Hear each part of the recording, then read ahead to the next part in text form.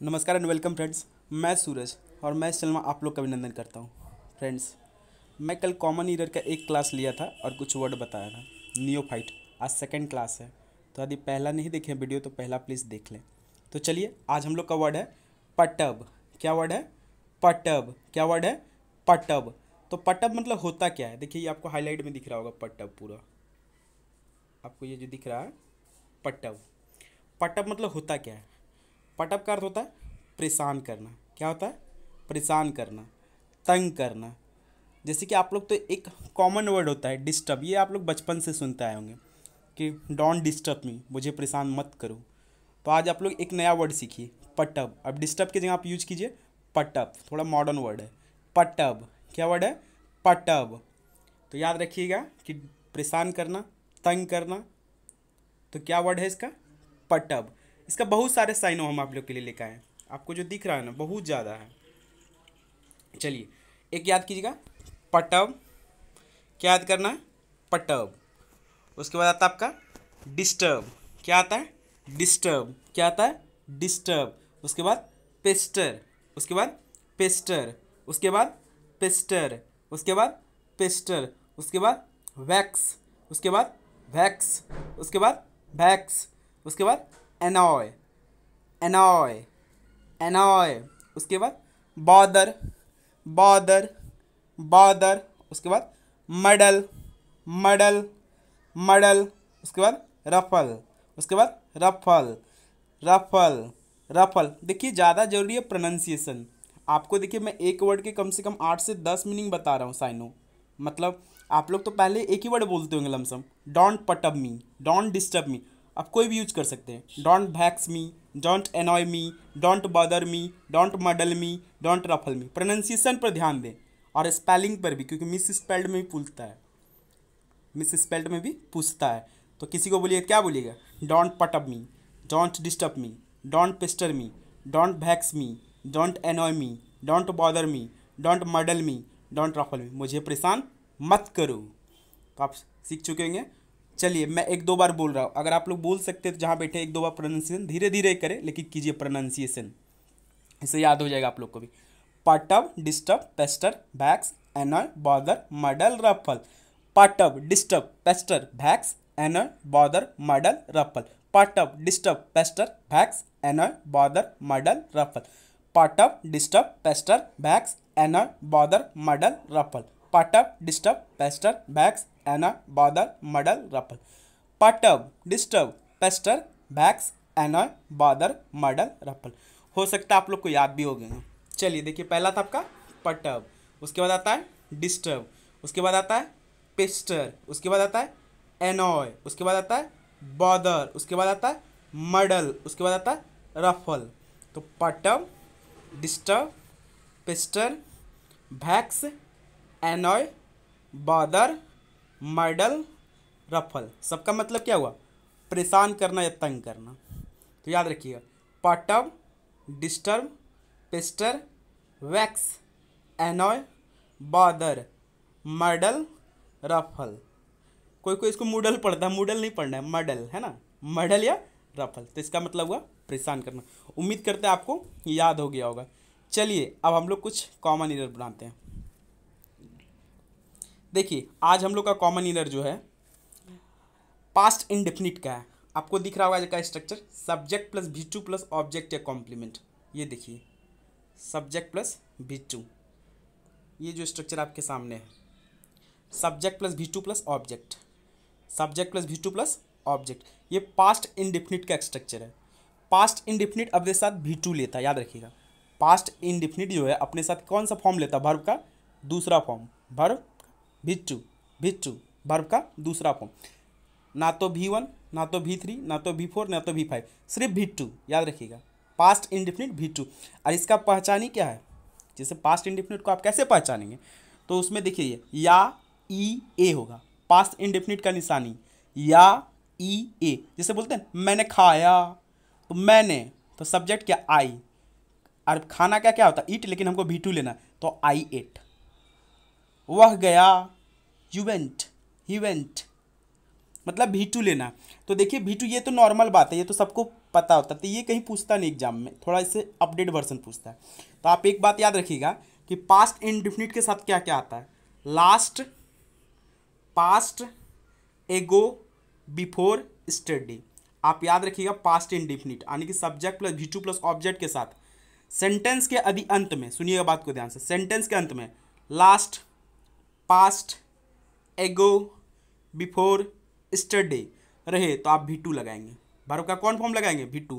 फिर से सुनिए ध्यान से, last, past, ago, before, study, last, past, ago, before, study, last, past, ago, before, study, last, past, ago, before, study. मतलब जिस भी सेंटेंस के अंत में last, past, ago, before, study वो क्या लगाएंगे, V2। मैं इतना बार गला फाड़ फाड़ के बोला हूँ फिर भी आप नहीं समझे, मूर्ख कहेंगे तब आप लोग को। चलिए देखते हैं, they have played a game study. एक क्वेश्चन हमको बनाने दीजिए फिर आप लोग से बनेगा, बराबर बनेगा, देखिएगा। चलिए एक क्वेश्चन सिर्फ हम बनाते हैं। ये देखिए आपको पूछा गया क्वेश्चन है, ठीक है, इसीलिए ABCD हम कर दिए इसमें। They have played a game study. देखिए सब्जेक्ट के अंत में क्या है, स्टडी है, यानी कि वर्ब का कौन फॉर्म यूज होगा, V2। देखिए स्टडी था ना यहाँ, तो क्या यूज करेंगे, V2। अब देखिए हैव प्लेड जो है ये V3 यूज किया हुआ, प्लेड क्या है, V3। Have plus V3 present perfect tense होता है, have plus V3 present perfect tense होता है, लेकिन हमको सिर्फ यूज करना क्या है, V2। तो यहाँ से हम हैव को काट देंगे, हैव को क्या करेंगे, काट देंगे, हैव नहीं होगा। दे प्लेड, क्योंकि प्लेड का V2 और V3 प्लेड ए होता है, तो V2 तो प्लेड ही रह गया, यानी दे प्लेड डायरेक्ट आंसर हो जाएगा, ये हैव यहाँ नहीं आता। चलिए सेकंड की ओर देखते हैं। फिर देखिए I have seen him study, फिर मिल गया हमको स्टडी। तो जैसे स्टडी देखिए हमको मन में क्या आया कि V2 चाहिए, तो देखिए यहाँ क्या लगाया गया, हैव सीन, जो गलत है। फिर हैव सीन क्या, प्रेजेंट परफेक्ट टेंस है, हैव प्लस V3, सीन भी थर्ड है, यानी हैव प्लस V3 तो क्या है ये, प्रेजेंट परफेक्ट है, ये कट जाएगा। हमको प्रेजेंट परफेक्ट चाहिए, यहाँ नहीं चाहिए, पास्ट इंडेफिनिट चाहिए। तो सी का V3 था सीन, तो V2 क्या होता, सा, देखना, सी सा सीन, SAW, सा, देखना। तो यहाँ क्या हो जाता, हैव सीन की जगह सा हो जाता। चलिए फिर देखते तीसरा क्वेश्चन, देखिए ही हैज़ रिटर्नड, क्या है, he has returned from London last week. फिर आ गया देखिए last, past, ago, before, study. तो लास्ट आया ना, फिर हमको चाहिए V2, तो हैज़ रिटर्नड, रिटर्न तो V2 है ही है और V3 भी है, मतलब रिटर्न V2 और V3 दोनों है। तो हम क्या करेंगे, यहाँ से सिर्फ हैज को डिलीट कर दीजिए, ऐसे सी ही रिटर्न, राइट हो गया। उम्मीद करता आपको समझ में आ गया होगा। तो चलिए अब आप लोग बनाइएगा, देखिए क्वेश्चन, चलिए बनाइए। I visited my grand father study. तो जैसे देखिए स्टडी यानी कि V2 आना चाहिए, और सब्जेक्ट के बाद देखिए यहाँ V2 है भी, आई विजिटेड, विजिटेड V2 ही है, तो इसमें कोई दिक्कत नहीं है। चलिए अगला देखते हैं, जॉन लेफ्ट 10 मिनट्स एगो। फिर देखिए स्ट्रक्चर याद कीजिए, subject plus V2 plus object, last, past, ago, before, study. एगो आ गया ना, तो फिर यहाँ चाहिए हमको V2। तो जॉन के बाद देखिए V2 है ही है लेफ्ट, कोई दिक्कत नहीं है। फिर देखिए ही डाइड लास्ट ईयर, फिर आ गया last, past, ago, before, study, last आ गया। फिर V2 चाहिए, तो डाई का V2 क्या होता है, डाइड। तो डाइड तो पहले से यहाँ है ही है, कोई दिक्कत नहीं है, ये भी सही है। I met her study morning, फिर आ गया स्टडी, तो सब्जेक्ट के बाद क्या चाहिए, V2। तो देखिए यहाँ सब्जेक्ट है, उसके बाद है V2, तो कोई दिक्कत कहीं नहीं है, बिल्कुल राइट। तो ये सारे सेंटेंस मेरा सही था, उधर गलती था। तो चलिए और हम लोग कुछ इडियम एंड फ्रेजेज देखेंगे आज, इडियम्स एंड फ्रेजेज जो बहुत ही इंपॉर्टेंट है, इसको तो जरूर ध्यान से देखिए। देखिए पहला है इडियम्स आपका, custom of having many wifes. क्या है, custom of having many wifes, मतलब जो बहुत सारी शादियाँ करते हैं, बहुत सारी पत्नियाँ रखते हैं, उसको कहते हैं पॉलीगेमी, याद रखिएगा। जो एक से ज़्यादा विवाह करते हैं उसको क्या कहते हैं, पॉलीगेमी, मतलब जिसके पास बहुत सारी पत्नियाँ। तो देखिए कौन सा ऑप्शन है पॉली में, ए में है ऑरेटर, बी में है बैलिकोज, सी में है पॉलीगेमी, डी में सेंचुरी। आंसर कौन हो जाएगा, सी का polygamy, option number C right. तो एक से ज़्यादा जिसके पास पत्नियाँ रखते हैं या पत्नियाँ हो, वो क्या कहलाएंगे, पॉलीगेमी। क्या कहलाएंगे, पॉलीगेमी। एक एक करके मैं सबको डील करता हूँ। देखिए सबसे पहला है ऑरेटर, सब ऑप्शन को भी समझिए, ध्यान से सुनिए, याद रह जाएगा। ऑरेटर मतलब होता है क्या, जैसे कि जो बहुत अच्छा बोलता है, एक वक्ता जिसको कहते हैं, बहुत अच्छा जो बोलता है, ऑरेटर मतलब होता है वक्ता, जो वो बहुत ही अच्छा बोलता है, जैसे जिसको कोई भी टॉपिक आप दीजिए वो बहुत अच्छा उस पर बोल देगा, तो एक ऑरेटर है, मतलब बोलने की कला, ऑरेटर कहलाता है। जो किसी भी टॉपिक पर अच्छा बोल सकता है उसको ऑरेटर कहते हैं हम लोग। शायद समझ में आया होगा। उसके बाद है आपका सेकंड ऑप्शन बैलिकोज। क्या है? बैलिकोज। क्या है? बैलिकोज मतलब झगड़ालू, जो झगड़ा करते रहते हैं ना, वो बैलिकोज कहलाते हैं। अब पॉलीगैमी तो पता ही है, इसी का आंसर, जिसके पास बहुत सारे पत्नियां हो, एक से अधिक पत्नी, पॉलीगैमी। उसके बाद आता है सेंचुरी। इसको सेंचुरी भी पढ़ते हैं या सेंचुरी भी कहते हैं। तो सेंचुरी मतलब शताब्दी, 100 साल के वर्ष को सेंचुरी कहते हैं। उम्मीद करता हूँ ये आपके समझ में आएंगे। सेकंड है एक कैपिटल पनिशमेंट। क्या है सेकंड क्वेश्चन? एक कैपिटल पनिशमेंट। तो देखिए एक कैपिटल पनिशमेंट मतलब क्या होता है? मृत्यु दंड।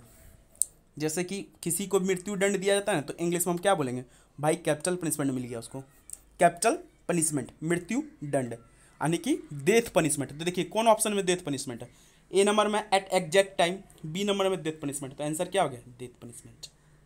तो आप याद रखिए, जब किसी को बोलेंगे भाई कैपिटल पनिशमेंट मिला, मतलब उसको मृत्यु दंड मिला, डेथ पनिशमेंट मिला। ठीक, चलिए एक एक करके ऑप्शन भी इसका सीखते हैं। सबसे पहला ऑप्शन जो दिया था एट एग्जैक्ट टाइम, क्या ऑप्शन है? एट एग्जैक्ट टाइम मतलब सही वक्त पर। एट एग्जैक्ट टाइम का मतलब क्या होता है? सही वक्त पर। जैसे कहते हैं ना, भाई रे तुम एकदम सही वक्त पे आया है, मतलब एट एग्जैक्ट टाइम पे आया है। एक को जरा से देर नहीं किया तुमने, एकदम एग्जैक्ट टाइम पे आया, तो सही वक्त पर। एट एग्जैक्ट टाइम मतलब क्या? सही वक्त पर। डेथ पनिशमेंट मतलब तो जान ही गए, मृत्यु ने। फॉल्स टीयर मतलब मगरमच्छ का आंसू। फॉल्स टीयर मतलब क्या होता है? मगरमच्छ का आंसू, मतलब जो झूठा आंसू बहाता है, चापलूस जिसको कह सकते हैं, झूठा आंसू। किसी को देखा झूठ करके दिखा देता है, वो मतलब फॉल्स, उसको रोने का मन है नहीं लेकिन फिर भी जान के रो रहा है, दुख दिखा रहा है, तो वो फॉल्स टीयर जो बहाता है, झूठा आंसू, उसको कहते हैं फॉल्स टीयर। या इसको कह सकते हैं आप फेक टीयर्स, या सोई टीयर्स, जो सो करता है सिर्फ, उसको रोने का मतलब एकदम मन नहीं अंदर से, लेकिन जान के रो रहा है, दिखा रहा है आपको, देखिए मैं आपके लिए रो रहा हूँ, तो वो फॉल्स टीयर्स बहाता है। उसके बाद आता है ए डिफिकल्ट टास्क। क्या ऑप्शन है? A difficult task. क्या ऑप्शन है? A difficult task. क्या ऑप्शन है? A difficult task. A difficult task मतलब बहुत कठिन कार्य, बहुत कठिन, जिसके किसी को होमवर्क बहुत ज़्यादा दे दे, बहुत कठिन, हार्ड हार्ड टफ दे दी, तो बोलते भाई रे बहुत हार्ड टफ मिला है, बहुत हार्ड टफ, तो उसी को कहते हैं डिफिकल्ट टास्क, बहुत ही कठिन कार्य।